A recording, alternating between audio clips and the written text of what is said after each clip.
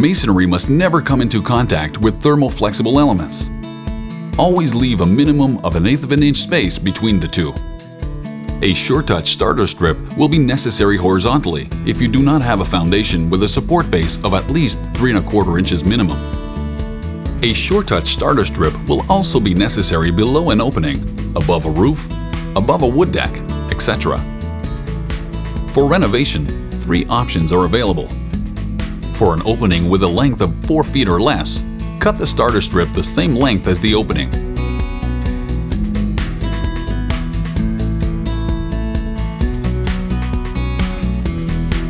For an opening with a length of 4 feet to 10 feet, cut the starter strip the same length as the opening. Screw it to the lintel every 8 inches.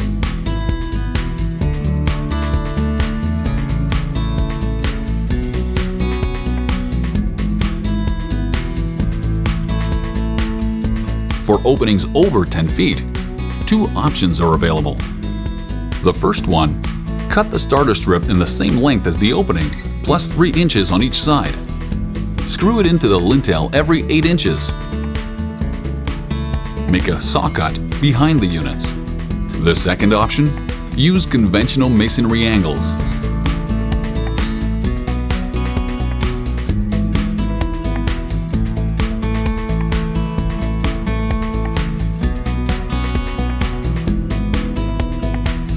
For new construction with an opening with a length of 4 feet or less, located on the ground floor only, cut the starter strip the same length as the opening.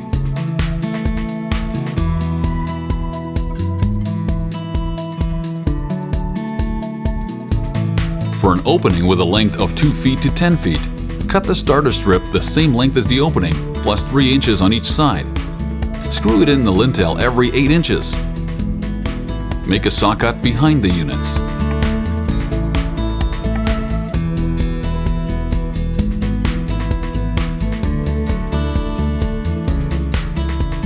For an opening over 10 feet, 2 options are available. The first, cut the starter strip the same length as the opening, plus 3 inches on each side. Screw it into the lintel every 8 inches. Make a saw cut behind the units.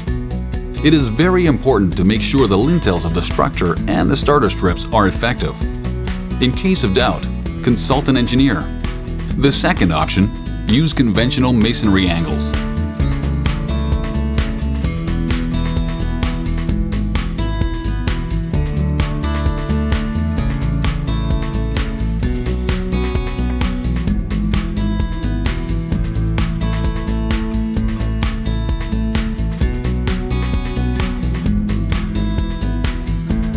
When installing starter strips in an inside corner, cut the starter strip so as not to touch any other surface, leaving at least 1/8 of an inch between the thermal flexible elements.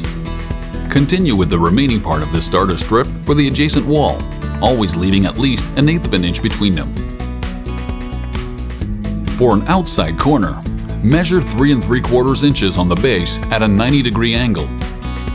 Then cut the end piece.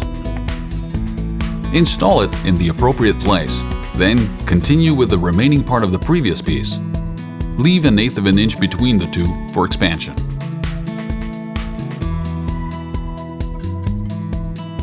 You can recut the end piece of the Suretouch starter strip in sections. Then re-drill the sections and install them over an opening, following the radius of the opening. Always leave a minimum of 1/8 of an inch space between the opening and the Suretouch starter strip.